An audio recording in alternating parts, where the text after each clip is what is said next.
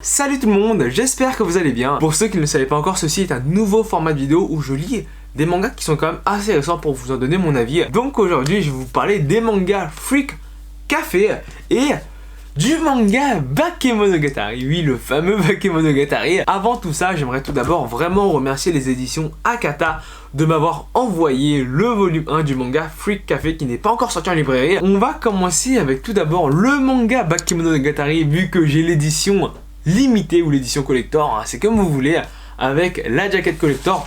Honnêtement, moi je préfère l'ancienne jaquette, la jaquette classique en fait, parce que je la trouve beaucoup plus sobre. Je vais pas vous mentir, je suis un très grand fan de la série Monogatari. J'ai pas lu le light novel, mais honnêtement, l'anime, j'ai adoré. Tout naturellement, j'en attends énormément de ce manga quand je l'ai lu. Et honnêtement, vu que c'est dessiné par O'Great, l'auteur de Björk Trinity, l'auteur de Air Gear, l'auteur de Enfer et Paradis, surtout Enfer et Paradis, c'était l'un de mes tout premiers animés. Je me dis honnêtement, je risque pas trop d'être déçu. En plus, sur la 4ème de couverture, ils ont mis un truc qui m'a fait doucement rigoler. Vivez la rencontre spectaculaire entre deux monstres sacrés de la pop culture japonaise.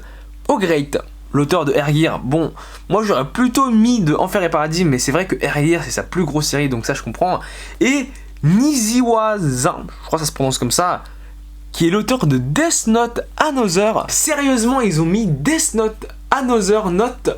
Honnêtement, ils auraient pu mettre Medaka Box, parce que je pense que Medaka Box c'est quand même un peu plus connu que Death Note Another Note. Je pense qu'ils ont mis ça parce que il y a Death Note dedans, donc forcément ça fait un peu plus vendre. Je vais vous le dire tout de suite, je n'ai pas été déçu par le manga, alors que mes attentes étaient quand même très élevées. Alors oui, le manga reprend stricto sensu les grandes lignes de l'animé. Ça honnêtement on peut pas lui reprocher parce que le manga est une adaptation pour moi de l'animé et l'animé est une adaptation du light novel, donc forcément si c'est une adaptation ça reprend exactement la même histoire. Je pense que le manga est plus une adaptation de l'animé que du light novel. Ça se voit tout de suite dans la mise en page des planches, sur l'agencement de l'espace, sur les plans qu'il prend, sur le dialogue, sur l'humour, et c'est tout à fait normal parce que il y a plus de personnes qui ont regardé l'anime Bakemonogatari qui ont lu le light novel Bakemonogatari. Il y a des scènes qui ont été rajoutées dans le manga qui n'étaient pas spécialement dans l'anime. Certes, c'est des scènes mineures qui ne changent strictement rien à l'intrigue, mais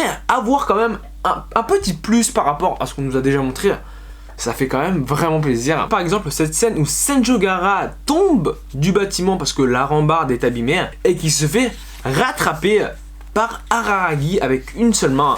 Et ça, j'ai pas souvenir d'avoir vu ça dans l'anime. Ensuite, on sent que le manga essaie de créer cette même atmosphère que l'anime. Par exemple, dans les premières pages du manga, vraiment, là on est dans les 5 premières pages du manga, il nous annonce déjà le décor.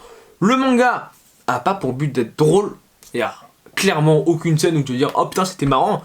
Mais il y a des scènes, mais il y en a beaucoup des scènes où tu vas dire c'est des remarques qui sont légères. Par exemple, le personnage principal Araragi dit je parie que même Marie-Antoinette elle-même était plus humble et discrète que toi. Puis t'as Senjogara qui répond normal, c'est moi qui l'ai tout appris. Voilà, c'est pas drôle, mais c'est pas là pour rien. Par rapport au dessin, et là aussi c'est quand même assez intéressant. Déjà, le mec il dessine, c'est l'un de mes mangaka favoris, donc il dessine comme un dieu. Ceci est la toute première page du manga, une page colorée, et il y a quand même pas mal de détails, vous voyez, dans la roue, dans le reflet de l'eau, et ce n'est rien comparé à la 2ème page. Je trouve que le niveau de détail est juste grandiose. Je me risquerais même à dire que c'est un peu au-dessus de Yusuke Murata, l'auteur de One Punch Man. Alors là, je modère un peu mes mots parce que ce sont deux styles complètement différents, mais clairement il y a vraiment un niveau là-dedans. Donc ça c'est très appréciable. Mais il y a une dernière chose que je voulais vous montrer que je trouve en fait très stylé, c'est cette planche. Honnêtement, le jeu avec les ombres,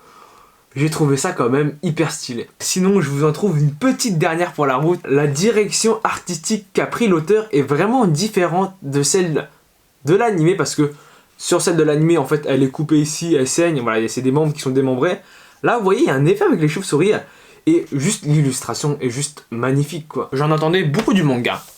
Et j'ai vraiment pas été déçu. Après, faut se le dire que la licence Bakemonogatari, la série Bakemonogatari, c'est quelque chose qui prend vraiment du charme quand on commence un peu à comprendre l'étendue de l'univers, quand on fait en fait ce qu'il nous raconte maintenant c'est lié à ce qu'il nous avait dit au début, donc tu fais un peu le lien dans toute l'histoire. C'est sûr que quand tu lis le tome 1 comme ça, tu vas pas te dire oh putain c'est le meilleur manga que j'ai lu de toute ma vie, mais chaque histoire pris bout à bout, parce que des fois il va dans le passé, et après il retourne dans le futur, des fois il part 2 semaines on ne sait où, tout est lié et à la fin tout est raconté d'une manière quand même assez structurée, et ça c'est quand même assez jouissif. Donc si vous n'avez pas encore lu ou regardé l'anime Bakemonogatari, je vous conseille de lire le manga. Tant que j'y suis, je vais vous montrer un peu les cartes postales qu'il y avait dans l'édition limitée, mais honnêtement, moi je trouve pas ça très utile, mais c'est des illustrations et elles sont quand même assez stylées. C'est drôle qu'ils disent cartes postales, parce qu'en fait c'est pas du tout des cartes postales, c'est juste des illustrations, on peut pas écrire derrière, alors que généralement les cartes postales, on peut écrire dessus. Ensuite, c'est là que les problèmes viennent à se poser, c'est le manga qui m'a été envoyé, en tout cas que j'ai demandé aux éditions Akata, c'est le manga Freak Café. Alors c'est drôle, parce que quand tu tapes Freaks Café sur Google, il y a un café qui s'appelle Freaks Café qui se situe au Brésil. Je trouve que le manga est assez mauvais. En tout cas, dans la manière dont c'est raconté. En fait, je trouve que c'est un manga de psychopathe. Voilà, je trouve que c'est un manga de psychopathe. Pour vous résumer l'œuvre, c'est le personnage principal, c'est le mec derrière qui tient le bar en fait tout simplement. Et t'as des gens qui ont des préférences sexuelles, on va dire. Par exemple, masochiste, scatophile. Donc en lisant le manga, je savais à quoi m'attendre. Et honnêtement, je m'attendais à des trucs. Et c'est pas vraiment les trucs que j'ai cru attendre que j'ai vu dans ce manga. En vrai, déjà, il y a 2 grosses incohérences que je trouve dans le manga. T'as des gens, leur plus gros secret, c'est leur préférence sexuelle, comme moi je suis scatophile. Forcément, tu le dis pas à tout le monde que t'es scatophile dans la rue. Le mec, il rentre dans le bar, on lui sert un café. C'est même pas un café, c'est un thé. Et il déballe sa vie comme ça. Ouais, moi, j'aime bien bouffer la merde de ça, j'aime bien faire ci, j'aime bien faire ça. Alors certes, oui, l'établissement est renommé parce que son gérant est à l'écoute des gens. Mais oui, mais c'est quand même ton secret à toi, quoi. Et le deuxième point, c'est que dans le manga, il y a des meurtres. Mais genre, un moment, t'as une fille qui tue un mec dans le manga. Même, t'as beaucoup de meurtres dans le manga. Genre, dans le tome 1, t'as 2 personnes qui meurent. Et elle s'est pas arrêtée. Voilà, la meuf elle revient comme ça le lendemain. Ouais bah putain oh putain j'ai fait une erreur, je l'ai tué Ouais mais attends, mais quand tu tues quelqu'un et en plus ils étaient dans un hôtel, bah forcément que tu vas en prison. Au moins t'es jugé. La meuf elle revient comme ça avec son sac à dos. Ah ouais ah ouais non, c'était compliqué quoi. Ça c'était les incohérences que j'ai notées, mais c'est pas ça qui rend le manga mauvais à mon sens. C'est comment l'histoire est racontée, parce que on nous fait croire dans le manga, alors peut-être que c'était pas ça le but du manga et que c'est moi qui l'ai compris comme ça, mais la plupart du temps, les mecs, les déviants sexuels, même si c'est pas vraiment des déviants sexuels au sens propre du terme, c'est plutôt des gens qui ont des préférences sexuelles particulières, on dirait, en tout cas on nous les fait passer pour des détraqués. Par exemple, je vais vous spoiler l'histoire des gens sur la couverture. En fait, lui, c'est un mec qui aime... En fait, il s'est rendu compte quand sa femme était enceinte qu'il aimait les femmes enceintes. Donc forcément, sa femme accouche un jour parce que... Désolé de vous l'apprendre, mais quand t'es enceinte, c'est pour accoucher un jour. Généralement, c'est 9 mois après d'être tombée enceinte. Et le truc, c'est que, bah du coup, le père et le mari de la femme, il est un peu...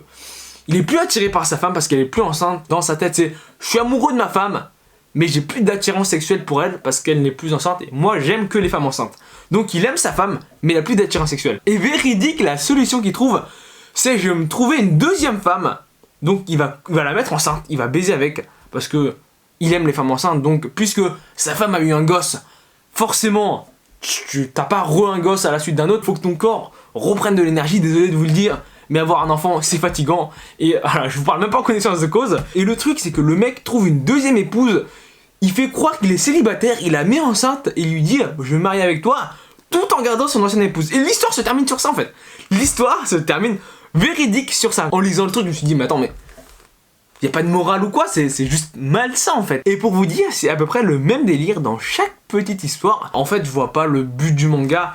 Les petites histoires sont trop courtes pour être intéressantes. Alors des fois, t'as un pseudo plot twist. Je sais pas, ça n'a pas grand intérêt. Alors à la fin du tome 1... on sent qu'il y a un scénario qui commence à se dessiner, mais pour l'instant, c'est 4 petites histoires qui, de 1, sont très malsaines, je trouve, et de 2, il n'y a pas intérêt à les lire. Parce que généralement, dans des mangas aux éditions What the Fuck, genre Magical Girl of the End, oui, c'est gore, mais il y a ce côté shonen derrière. Là, je crois que c'est un seinen, je sais pas c'est quoi. Je dirais seinen, mais honnêtement, je sais pas quoi penser de la chose. Je comprends que c'est pas du tout le même style de manga, Mais j'aurais préféré qu'ils adaptent ça dans un genre comme genre Attache-moi, le manga Attache-moi qui parle un peu des déviances sexuelles SM. Mais ça reste gentil et là, c'est méchant quoi. Je trouve que le manga est méchant. Et le manga est méchant. Et sinon graphiquement c'est bon. Mais c'est pas excellent non plus. On va dire que j'ai pas été transcendé sur le dessin, même si c'est globalement assez bon. Par contre, le personnage principal tire des têtes de psychopathe des fois. Ici, avec ses dents, il fait vraiment penser à un requin. Si de ce que vous avez entendu du résumé, ça vous intéresse, allez découvrir la série. Sinon, c'est pas un truc que je conseillerais au premier abord. En tout cas, j'espère que la vidéo vous a plu. Si c'est le cas, n'hésitez pas à vous abonner, n'hésitez pas à laisser un pouce bleu, n'hésitez pas à mettre un commentaire si vous avez quelque chose à dire. Je vous dis à la prochaine vidéo. Salut!